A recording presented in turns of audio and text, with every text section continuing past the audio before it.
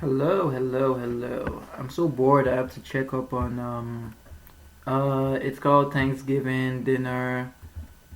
Looks like what Thanksgiving dinner looked like 100 years ago. Wait, is this right? Nevertheless, I just wanna read it. Look at all that fruit. Look at all that fruit. Okay. From green from green bean casserole and cranberry sauce to my meat pie meat pie and oysters. A taste of the past. Host Linda Palacio gives us a peek into what recipes. I was reading that receipt. Oh my goodness. Recipe were enjoyed at Thanksgiving dinner at the turn of the 20th century, a crucial time due to technological advancement like flash freezing, canning, and gas ranges that changes cooking forever. She also explains how the time period set the foundation of the food that we enjoy today. InsideNation.com, Joanna Lee has more. And I'm guessing that Joanna Lee is the one to the right. She's. I feel like everyone skipped Thanksgiving and went right to Christmas. Oh yeah, no one was even talking about it as much though. I remember like every time Thanksgiving is coming up, everyone is talking about it. Everyone is speaking about it. Like the American Thanksgiving is just like literally spoken about a lot online. People are like doing videos on it. Now I didn't even like catch like a glimpse. Like there wasn't like too much of like, oh my god, Thanksgiving. They probably like here and there, but it wasn't really all that.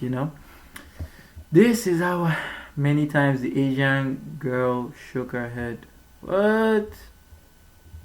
I'm still shocked how 100 years is 1999. Why did I say 1999? 1919, which doesn't seem to be 100 years. Unbelievable. You're right. You are actually right. 100 years. I mean, I don't even like 100 years. I like going 50 years from now. Which is just like, whoa, imagine how 50 years from now was. Ooh, scary time. And how 50 years from now, 50 years in the future is going to be like when food was good and not processed. What do you mean? Processed food is not that bad. Processed food is delicious. Not only is she a historian, she looks like she lived 100 years ago. Okay, I want to see this, man. What can I see? Hi, I'm Johanna with InsideEdition.com, and today I'm here with Linda Palacio, who is a culinary historian, and she's going to give us an image of what Thanksgiving looked like 100 years ago. Hi, Joanna. Hi, Joanna.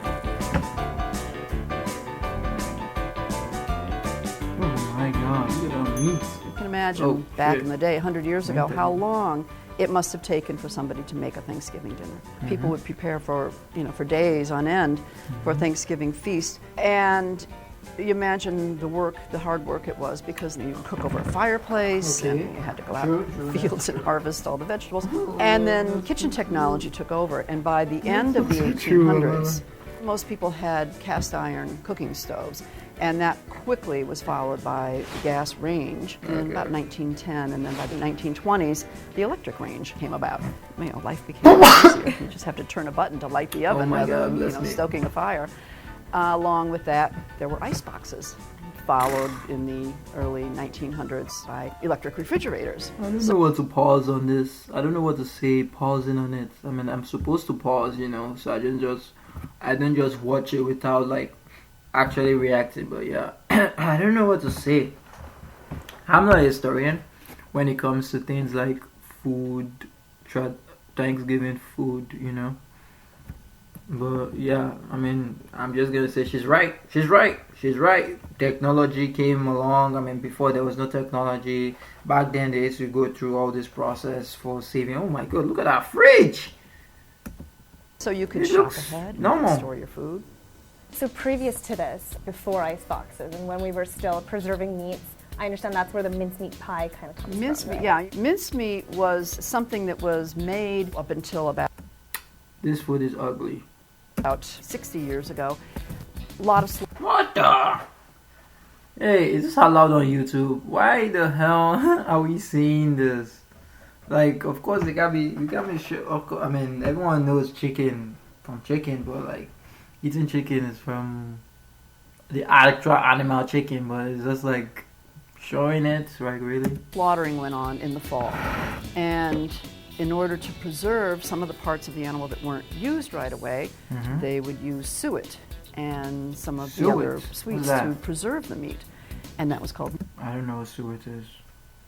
I don't know what suet is. Mincemeat. They would boil it and chop it up. Cranberries. And the beef suet was really very important in doing that. And they would make pie. It would be a savory pie in those days, not a sweet pie. And it actually was associated with the English Christmas celebration. Another reason that it kind of fell off the American table, because they didn't want anything too English, you know, it had to be American. But then... Interesting. Wait, just curious. I wonder if the British Thanksgiving the same as the American Thanksgiving? Because I know that the Canadian one is not. The Canadian one is more like at the beginning of the year.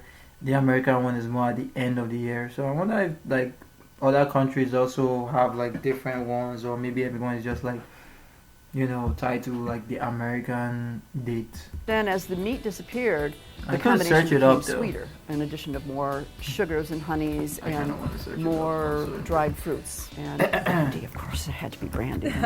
That helped preserve it also. And that was also followed by the food technology. Canning, as I mentioned, frozen vegetables. Linda, why don't you tell me a little bit about how my favorite dish, the green bean casserole, how did that come to be? And it became such a famous dish. Green beans, I'm surprised. We have fresh green beans here. Probably they would have been frozen in the 50s. Because frozen foods were really popular. So just like Campbell's soups were developing recipes for their condensed soups. And a woman by the name of Dorcas Riley was the head of that research team. And they came up with this recipe for the condensed soup and the green beans and French's fried onions. So the Campbell Soup Company... Is there a reason why they're putting all those things in front of us? Like, I know you're not gonna eat it, but could you like not put it there and just like when you're talking, just show the picture of the food like this? He decided to print it on the can of soup, and the rest is, as I say, history, right? The rest is not history. That's so funny, because I would have assumed it was someone's grandma or great-grandma who made this. Well, she probably was, but she was working for Campbell's to develop that recipe. So many of the popular recipes that we know come from the food technology industry. Even the pumpkin pie, Libby's was, and many people who make, and now... Libby's. Wait, chill. I'm just curious to know if Libby's is like still a brand right now. Wait, chill. It makes Libby's canned food founded, just to know if they're out of business or maybe someone bought them out or something. 2019 canned pumpkin is a brand canned food beverage owned by Libby's brand based in Geneva, Switzerland. Headquarters, Chicago, Illinois. They didn't say they discontinued. Oh, okay, history. Nestle sold the Libby's trademark to Sweets entity that became known as Libby's brand holding.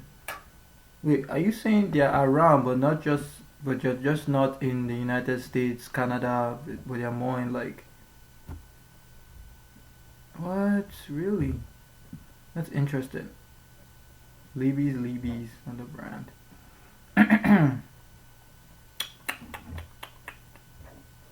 Nestle. Of course Nestle was involved. Those guys are everywhere when it comes to food.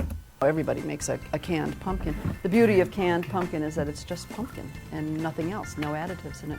So they were printing recipes on the back of the can, and it made it so easy for people to make a Thanksgiving dinner. I see we have some marshmallows on top of sweet potatoes. Yeah, that was a late comer. That was a very late addition to... So what I'm watching is that she explains where all the food comes from. Oh my god, do I have to watch all this? I don't. But I don't think I'm gonna enjoy it as much as House of Shame, so I'm gonna just go out. Thank you.